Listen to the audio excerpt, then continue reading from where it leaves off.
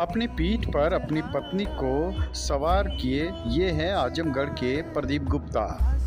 दरअसल यह बाबा धाम अपने परिवार के साथ आ रहे थे, लेकिन 2 किलोमीटर पहले ही इनकी पत्नी की तबीयत खराब हो गई और चलने में असमर्थ हो गई। लेकिन बाबा दर्शन और जलार्पण के लिए ललायित थी।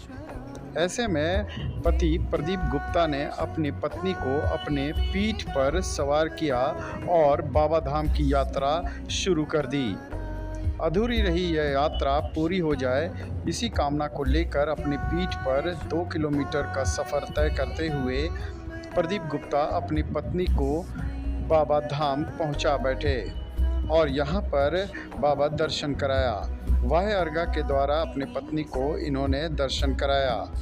प्रदीप गुप्ता कहते हैं कि बीच में ही पत्नी की तबीयत खराब हो गई थी, लेकिन इतनी दूर से लाया गंगा जल व्यर्थ ना हो जाए, इसके लिए अपने पत्नी को अपने पीठ पर सवार कर 2 किलोमीटर की यात्रा तय कर इनकी इच्छा पूर्ण की। इसलिए शायद इन्हें अर्धांगिनी कहा जाता है, सुख और दुख में आधी की हिस्सेदार।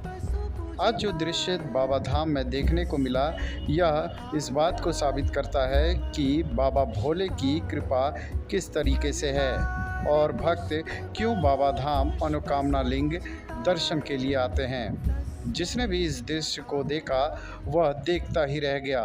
अपनी पीठ पर सवार कर अपनी पत्नी को दर्शन कराने की यह लालसा भी पूरी हो गई।